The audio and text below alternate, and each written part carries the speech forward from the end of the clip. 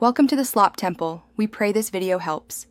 You start by confirming essentials so you can act immediately. Sign in, check your plan or API key, and note model limits. Then state a specific goal, what output, length, and tone you need, because clear intent guides responses. Once done, provide concise context, short examples, data points, or system prompts that shape behavior.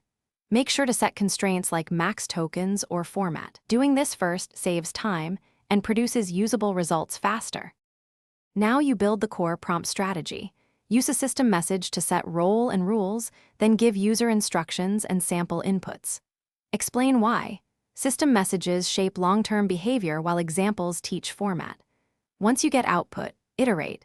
Adjust temperature for creativity, shorten or add examples, and tighten constraints if answers drift.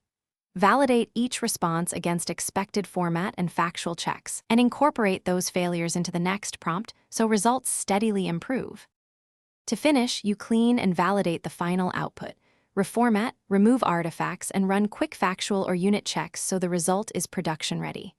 Make sure to monitor costs, rate limits, and privacy rules, redact or anonymize sensitive inputs.